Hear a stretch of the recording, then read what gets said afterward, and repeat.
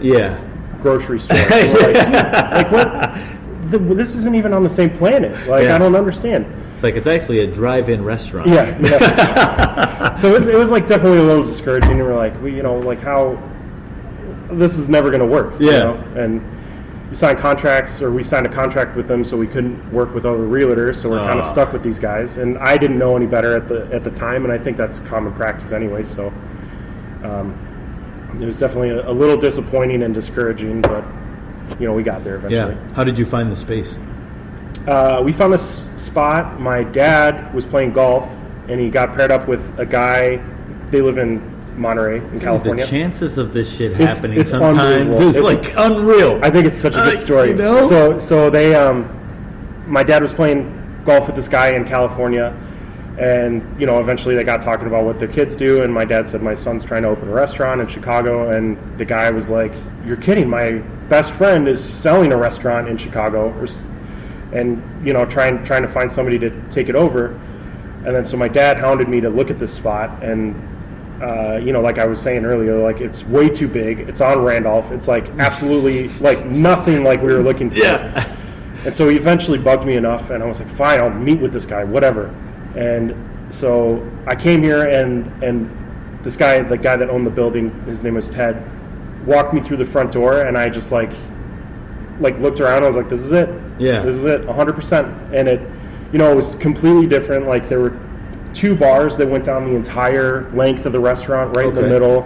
There was like tons of glass. It was like very like modern, like late 90s design. Like lots of like stainless steel and glass. Yeah.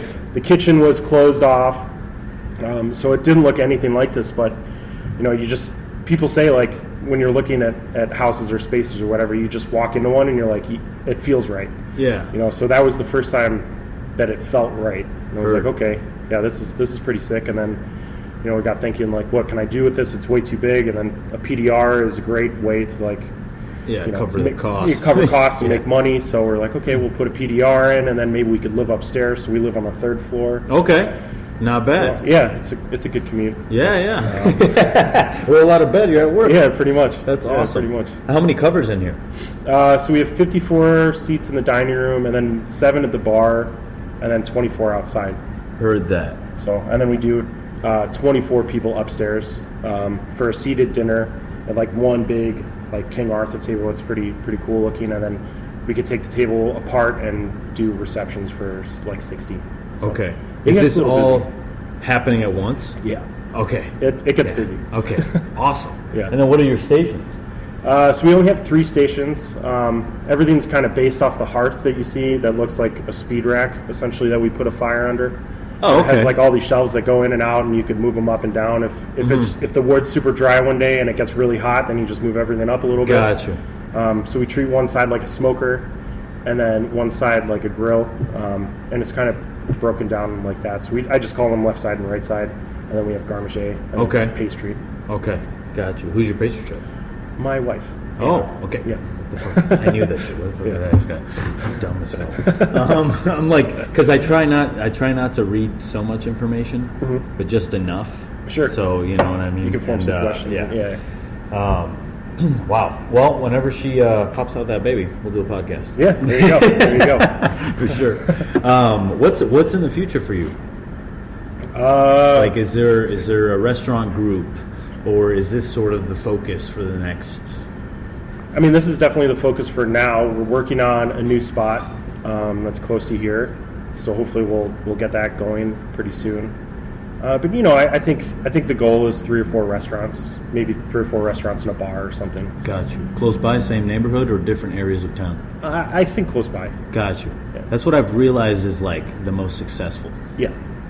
From Ashley Christensen in North Carolina. Yeah. Her like Everything's chicken right spot, there. burger spot, coffee place. It's like, yeah, it's so good. Yeah. Yeah, she rips. She's good. Very cool. Very cool. Who's your CDC? I don't have one. You don't have one. Just you're just rolling. Got you. Will you ever get one? I mean, eventually, if we open a couple spots and I can't be here as much as I would like, then for sure, yeah. And do you have any cooks that have been with you long term? No, we lost our whole staff during the pandemic. Oh wow. We furloughed everybody, and nobody came back. So Oh. I had a sous chef that was with me. She started as an intern under me at Blackbird, and then her and her now husband were both my sous chefs when we opened this spot. And Gotcha.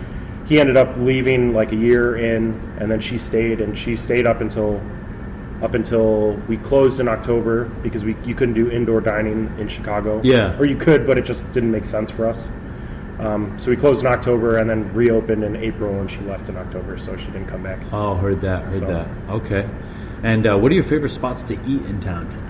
I mean, my favorite restaurant is Smith, across the street. All right. That's great. Avec is always great. Yeah. I got to try Smith.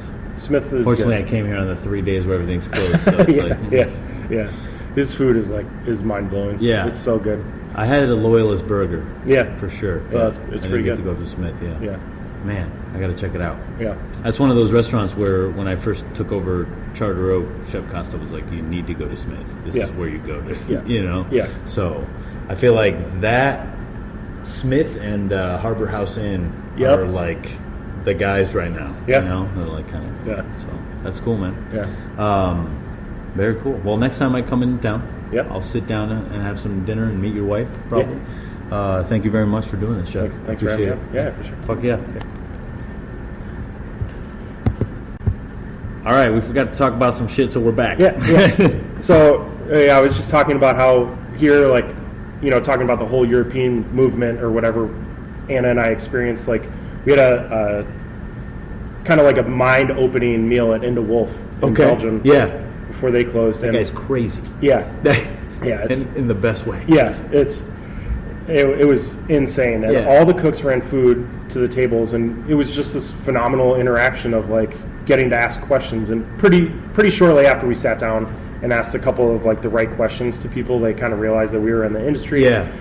And so like all the cooks ran out and they would like tell us everything about every dish, and it was like super engaging. And we were like, we have to do this in Chicago. And then on top of it, you're thinking about how can I pay appropriately, because there's always such the disparity between front and back of house is like criminal. Oh yeah, how for it sure. happens. Like, 100%.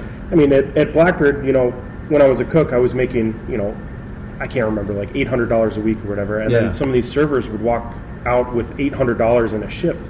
Yeah. And you're just like, this is like, I'm here longer.